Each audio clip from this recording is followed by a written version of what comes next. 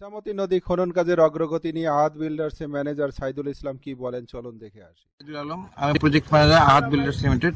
আমরা এখানে মূল খনন কাজে আছি। আমরা হচ্ছে এখানে বাংলাদেশ সেনাবাহিনী 24 কনস্ট্রাকশন ব্রিগেড তারা হচ্ছে বাস্তবায়নের দায়িত্বে, তাদের সাব কন্ট্রাক্টর হিসেবে আমরা আছি।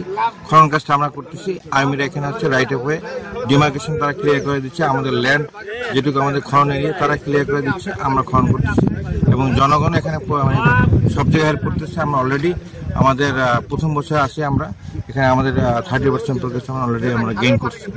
আমাদের যে প্রজেক্টের যে মেয়াদ 3 বছর, সেখান থেকে আমরা প্রোগ্রেসে আগায় আসি এবং এখন পর্যন্ত আমাদের এই যে এখন 33 কিলোমিটার দাঁড়ায় আছে চেইনেস, 7 কিলোমিটার আমাদের গেছি আমরা। এই 26 কিলোমিটারে আমরা তেমন কোনো বাধা হয়নি। আমি সার্বক্ষণিক আমাদের জনগণ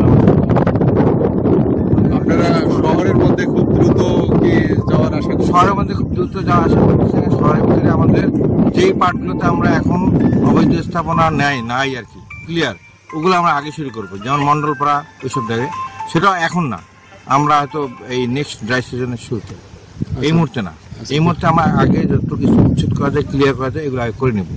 অলরেডি আমরা ক্যানন করে নিছি, আমরা পানি প্রবাহিত করে নিছি। এখন মূল কাজ হচ্ছে আমাদের রিটেনিং ওয়াল পাইলিং করা।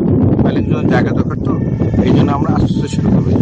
আর আপনার যে ব্রিজ সেখান থেকে 15-20 ফিট আরো বটম হয়ে যাচ্ছে, তার মানে 30-35 ফিট যাচ্ছে। আর আপনি যদি রাস্তা লেভেল থেকে হিসাব করেন তাহলে আপনার কত, আমাদের প্রায় 25 ফিট। 25 ফিট। আচ্ছা, আপনি কি মনে করেন নির্দিষ্ট সময়ের মধ্যে এই কাজটা সমাপ্ত করা হ্যাঁ, সম্ভব? আমি সেটাই বললাম। আমরা প্রথম বছর আমরা অলরেডি কমপ্লিট না হচ্ছে আমাদের 30% আমাদের প্রোগ্রেস হয়ে গেছে। সেটা আমরা অবশ্যই আমরা আগে আসছি।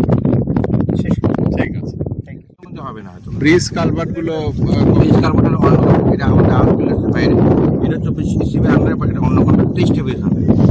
ধন্যবাদ আপনাকে।